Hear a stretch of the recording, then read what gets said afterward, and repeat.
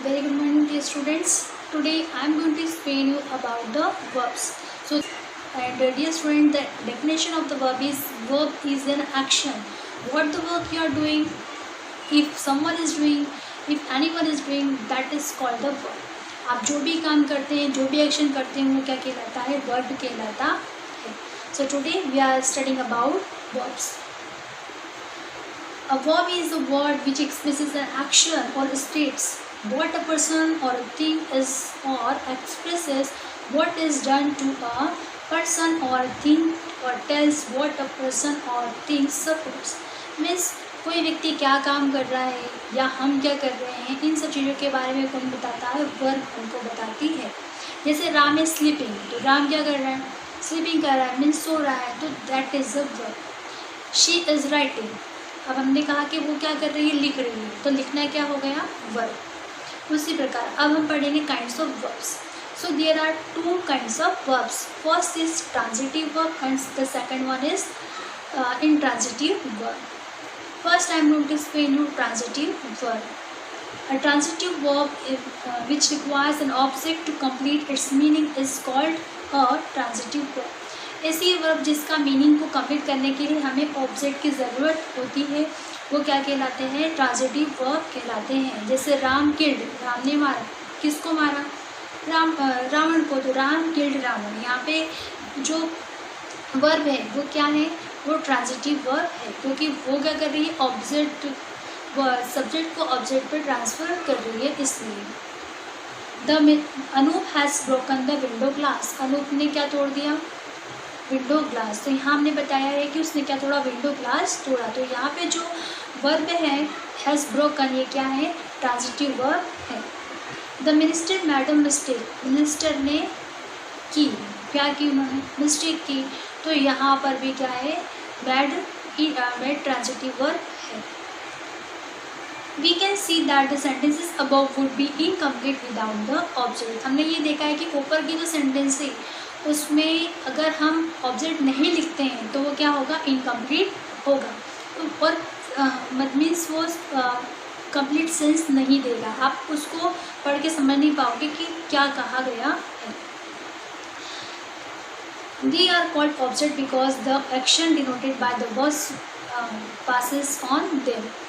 जो उसमें सेंटेंस दे रखे हैं उसमें जो ऑब्जेक्ट है वो ऑब्जेक्ट डिनोट कर रहा है कि आखिर सेंटेंस में क्या कहा गया है. अगर आप उसमें ऑब्जेक्ट अप्लाई नहीं करेंगे तो सेंटेंस गलत कहा जाएगा.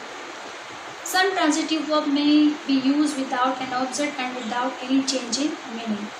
Often the listener knows what the object is because of the situation.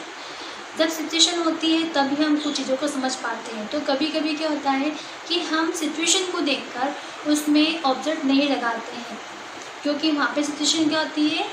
Understood होती है, तो ऑब्जेक्ट भी अंडरस्टूड होगा. इसलिए हम कभी कभी ट्रांजिटिव वर्ब में ऑब्जेक्ट अप्लाई नहीं करते, क्योंकि जब वो सिचुएशन होती है तब अंडरस्टूड होता है. इसलिए इंट्रांजिटिव वर्ब्स. अब हम पढ़ रहे हैं इंट्रांजिटिव वर्ब्स के बारे में. A verb which does not require an object to complete its meaning is called an intransitive verb. Means ऐसी वर्ब जिसको कंप्लीट करने के लिए हमें ऑब्जेक्ट की आवश्यकता नहीं होती, वो क्या कहलाती है? इंट्रांजिटिव वर्ब कहलाती है. जैसे द लॉयन इज रॉयरिंग, शेर दहाड़ रहा है. अब उसके आगे हम ये लिख सकते हैं कि शेर जंगल में दहाड़ रहा है. तो ऐसा ज़रूरी नहीं है कि आप जंगल में देखो या मत लिखो, बट हमने कहा कि शेर दहाड़ रहा है, तो ये पूरा कंप्लीट मीनिंग है. इसीलिए इसमें जो वर्ब है वो होगी इंट्रांजिटिव वर्ब होगी. Water boils 800 degree Celsius. पानी जो है वो 100 डिग्री सेल्सियस पर उबलता है. The sun is shining. सूर्य चमक रहा है. तो यहाँ पर ये जो इसमें हमने जो वर्ब लगाई है ये कौन सी वर्ब है? इंट्रांजिटिव वर्ब है. डियर स्टूडेंट्स, मेन वर्ब्स तो कौन सी होती हैं? जो अभी मैंने आपको पढ़ाई, ट्रांजिटिव और इंट्रांजिटिव. लेकिन उसके सिवा भी कुछ वर्ब्स होती है जो पढ़ना बहुत ज़रूरी है. So now I am going to explain you about the auxiliary verbs. And the auxiliary verbs are helping verbs. Helping verb मैं आपको टेंस जब हम पढ़ेंगे तो पता चलेगा आपको कि ऑक्सिलरी वर्ब्स क्या होती हैं. तो ऑक्सिलरी वर्ब्स जो होती है वो हेल्पिंग वर्ब भी होती हैं, मीन्स सहायक क्रिया होती हैं. उनके सब सपोर्ट के बिना आप सेंटेंस का फॉर्मेशन नहीं कर सकते। They are used with the main verbs to make sentence. इसका यूज़ किस लिए किया जाता है? सेंटेंस का प्रॉपर मीनिंग, सही मीनिंग बताने के लिए किया जाता है। द ऑक्सिलरी वर्ब्स आर, कौन कौन सी ऑक्सिलरी वर्ब्स होती है? जैसे is, am, are, do, did, done, will, shall, must, ये सब क्या है? ऑक्सिलरी वर्ब्स हैं। Sometimes auxiliary verbs can also be used as main verb. कभी कभी हम ऑक्सिलरी वर्ब को मेन वर्ब की तरफ भी यूज़ कर सकते हैं। जैसे आई डू मीन्स मैं करती हूँ, आई डिड मीन्स मैंने किया, ही डज मीन्स वह करता है। इस तरह से हम यूज़ कर सकते हैं। Auxiliary verbs are of two kinds. अब ऑक्सिलरी वर्ब के कितने टाइप्स हैं? Two, primary auxiliaries and modal auxiliaries. First पढ़ेंगे हम primary auxiliaries verb. This verbs are small in number. ये जो वर्ब्स होती हैं ये नंबर में बहुत कम होती हैं। जैसे डू, हैव, बी, ये सब क्या है? ये तीनों क्या हैं? और प्राइमरी ऑक्सिलरी वर्ब्स हैं। कौन कौन सी? डू, हैव और बी। डू के फॉर्म्स होते हैं, डू के भी जैसे वर्ब की 3 फॉर्म्स होती है। जैसे हम बोलते हैं take, took, taken, give, gave, given, go, went, gone, come, came, come, ये 3 फॉर्म्स होती है वर्ब की। इसी प्रकार डू की भी 3 फॉर्म्स होती है, डू, डिड और डन। हम डू की फॉर्म और चेंज कर सकते हैं, जैसे डज और डूइंग लिख सकते हैं। हैव में हैज़, हैड या हैविंग लिख सकते हैं। बी का इज, एम, आर, वॉज, वर लिख सकते हैं।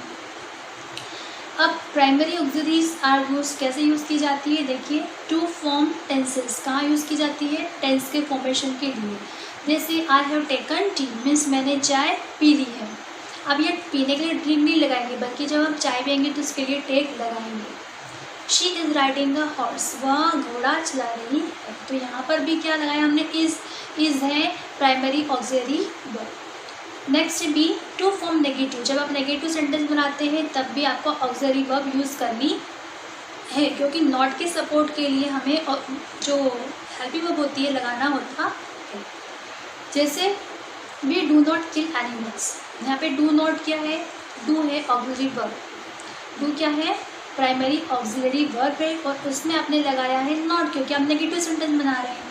They did not meet me, यहाँ पे जो डिड है वो क्या है? प्राइमरी ऑक्सिलरी वर्ब है और हमने उसमें लगाया है नॉट, क्योंकि नेगेटिव सेंटेंस है। To form questions. अब जब हमको क्वेश्चन बनाना है तब हम हैव का यूज़ करते हैं। जैसे have you ever visited the Taj Mahal, have all the cats been sold, means have लगाकर हम क्वेश्चन का यूज़ कर सकते हैं, क्वेश्चन बना सकते हैं। The primary auxiliaries such as is, am, are, was, were, has, have, had, do, does, did, can also be as main verb. इनका हम मेन वर्ब की तरह भी यूज़ कर सकते हैं। मीन्स ये ऑक्सिलरी वर्ब तो है, बट हम कहीं कहीं पर हम उसको मेन वर्ब की तरह भी यूज़ कर सकते हैं। एग्जाम्पल के लिए, जैसे my sister has a talking doll, means मेरी सिस्टर के पास क्या एक टॉकिंग डॉल है। आई हैव 2 ब्रदर्स, मेरे 2 भाई हैं। She has a red pen, उसके पास एक रेड पेन है। इस तरीके से हम सेंटेंस में हैज़, हैव का यूज़ कर सकते हैं। The primary auxiliary is, am, are, was, were, has, have, had, do, does change according to the person and most of the subject। और पर्सन के अकॉर्डिंग हम इसका चेंज कर सकते हैं। जैसे प्लूरल है तो हैव लगाएंगे, सिंगुलर है तो हैज़ अप्लाई करेंगे। जैसे we are arranging a picnic next week, ये फर्स्ट पर्सन के लिए लगाया गया। वी आर मीन्स हम सब आ गए, तो हम सब क्या है? फर्स्ट पर्सन में। लेकिन अगर हमने दूसरे के लिए यूज़ किया तो क्या यूज़ करेंगे हम? She is singing a song या फिर she is arranging a picnic next week. इस तरीके से हम सेंटेंस बना सकते हैं। अब हम बात कर रहे हैं मॉडल ऑक्सिलरी वर्ब की। The verbs can, could, may, might, shall, should, will, would, must, use to, need, dare are called the modal auxiliaries. इन्हें हम क्या कहते हैं? मॉडल्स कहते हैं, जो कि ऑक्सिलरी वर्ब में आते हैं। इन्हें मॉडल ऑक्सिलरी कहा जाता है। जैसे I can do it, I may go there, she will write a letter. इस तरीके से हम सेंटेंस में यूज़ कर सकते हैं। So now we are talking about the auxiliary verbs, modal auxiliary verbs. They have to express ideas of ability, possibility, permission, obligation, duty, etc. They do not change with the person of number or the subject.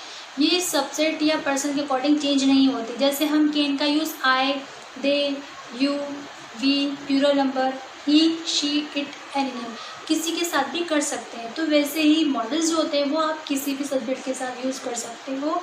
उसमें कोई भी means और फिर उसमें कोई भी मतलब rules नहीं होता कि आपको इसके साथ यही यूज़ करना होगा. Verbs can also be classified in two other kinds. हम वर्ब को दो और भाग में बांट सकते हैं. दो और टाइप्स होते हैं इसके, जैसे फाइनाइट वर्ब और इनफाइनाइट वर्ब. दो वर्ब्स होते हैं. फाइनाइट वर्ब हम कहाँ यूज़ करते हैं, जैसे वी स्टडी इंग्लिश एवरीडे. यहाँ पे स्टडी जो है वो क्या है, फाइनाइट वर्ब है. They are studying French now. Are studying क्या है, फाइनाइट वर्ब है.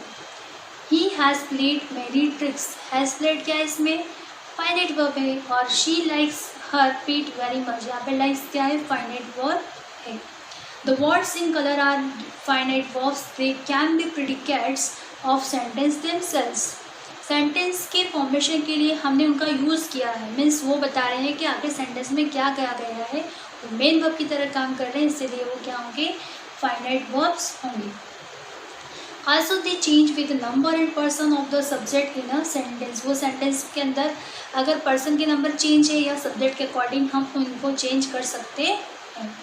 विच are also finite verbs do not change with the number and persons of the subject as we can see in the following sentence. लेकिन कुछ जैसे भी हमने model auxiliary पढ़ा है तो उसमें हमने क्या बताया है कि हम उसमें जो मॉडल ऑक्सिलरी वर्ब यूज़ करेंगे वो किसी भी सब्जेक्ट के साथ लगा सकते हैं.